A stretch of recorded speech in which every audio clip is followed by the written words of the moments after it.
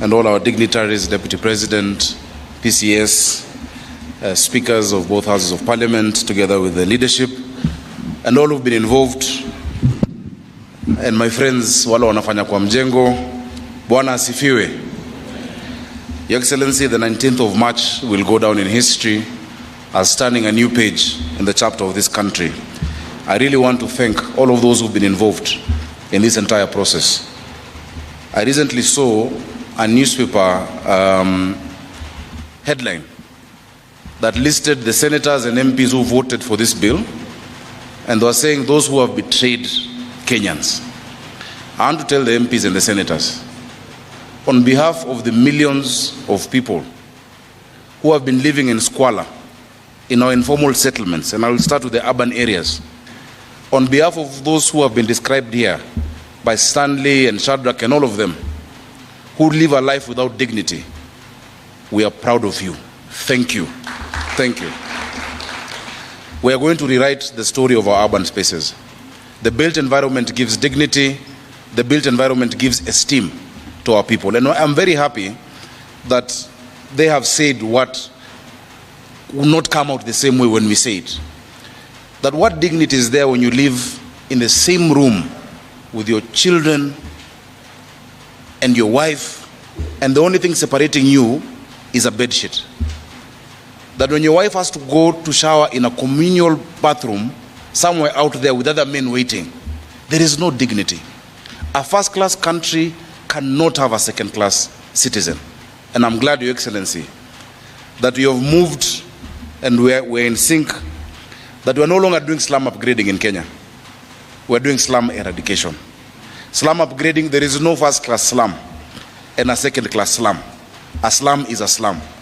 Let us move to slum eradication. Your Excellency, our mutual friend who one day sent me to you, and I know you've been speaking, the president of AFDB, Akinumi Adesina, said that Kenya must choose. We cannot be number one in the marathon and number one in slums. We must choose one of the two. Either we're number one in marathon or number one in the slums. And I agreed with him. I'm so happy because, Your Excellency, just one of these projects, for instance, if we did in committee, can eradicate the entire Kahawa Soweto slum. 3 or 4 of these, because people forget, many of our informal settlements are only one single story. As Jenda Ju, with just a tenth of that space and the decanting that I've heard PS Hinga talking about, and thank you so much for your commitment, we can be able to change the destiny of our country. Secondly, Your Excellency, I just want to affirm, because I know people out there have been saying that this is something that is for the counties, this is for the national government. I would wish to tell them, devolution is not a competition. Devolution is partnership.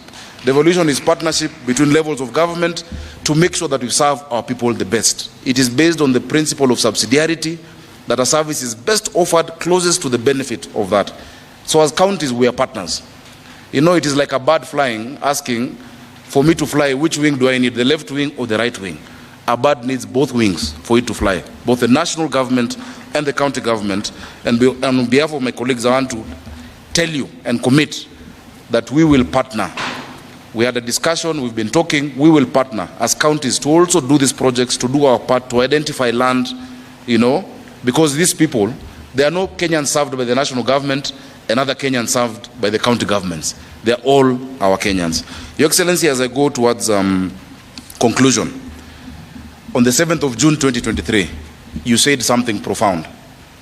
On the 7th of June 2023, we had the National Prayer Breakfast. And the speaker that day gave a story of empathy. And he said that if you feel pain, it is because you're alive. If I pinch you, if you get hurt and you feel pain, it is because you're alive.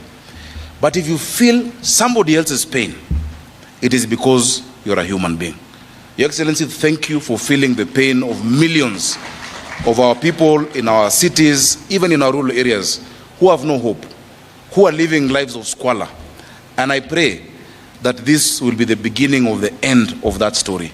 As my friend has said, kuitwa kitongoji au makanda itaisha na kutakuwa na majina ya baraka katika maeneo yetu.